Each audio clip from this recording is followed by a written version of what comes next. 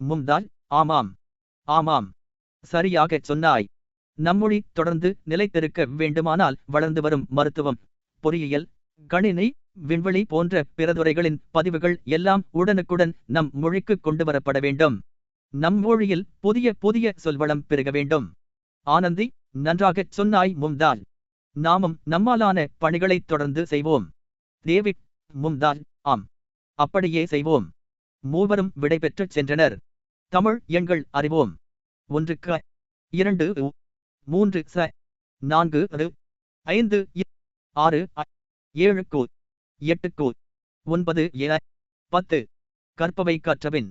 1. நீங்கள் நாள்தோறும் வகுப்பறையில் மிகுதியாக பயன்படுத்தும் சொற்களை பட்டியலிட்டு அவற்றில் இடம்பெற்றுள்ள பிறமொழிச் சொற்களுக்கு நிகரான தமிழ் சொற்களை அறிந்து எழுதுக. சொற்பட்டியல். பிறமொழிச் சொற்கள் நிகரான தமிழ் சொற்கள்.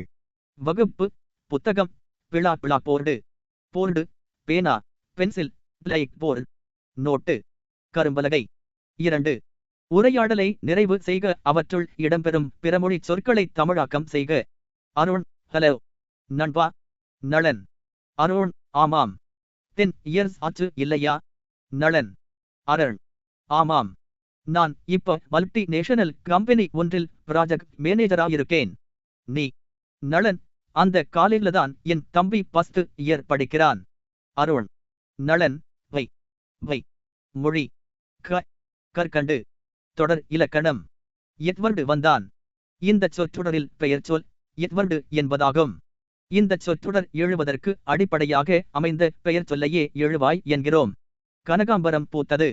இந்தச் சொற்றொடரில் வினைச்சொல் பூத்தது. இந்த வினைச்சொல்லே பயனிலை ஆகும். ஒரு தொடரில் பயன் நிலைத்து இருக்கும் இடத்தை பயனிலை என்கிறோம். மீனா கனகாம்பரத்தைச் சூடினாள். இத்தொடரில் எழுவதற்கு காரணமாக அமைந்த மீனா என்னும் பெயர் சொல்லே எழுவாய் ஆகும். அவ்வெழுவாயின் பயனிலை சூடினாள் என்பதாகும். எனில் மற்றொரு பெயர் சொல்லான கனகாம்பரம் என்பது யாது? அது செய்யப்படுபொருள் என்று அழைக்கப்படுகிறது. எழுவாய் ஒரு வினையைச் செய்ய அதற்கு அடிப்படையாய் தேர்ந்தெடுக்கப்பட்ட பொருளே செய்யப்படுபொருள் ஆகும். ஒரு தொடரில் எழுவாயும் செய்யப்படு பொருளும் பெயர் சொல்லாகவும் பயனிலை வினைமுற்றாகவும் இருக்கும். பயனிலை அந்த தொடரின் பயன் நிலைத்து இருக்கும் இடமாகும்.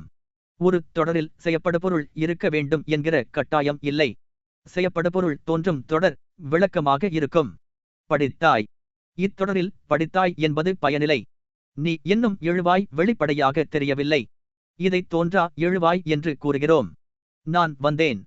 இத்தொடரில் வினைமுற்று பயனிலையாக வந்தது. இது வினை பயனிலை எனப்படும். சொன்னவள் கலா. இங்கு கலா என்னும் பெயர் சொல் பயனிலையாக வந்துள்ளது.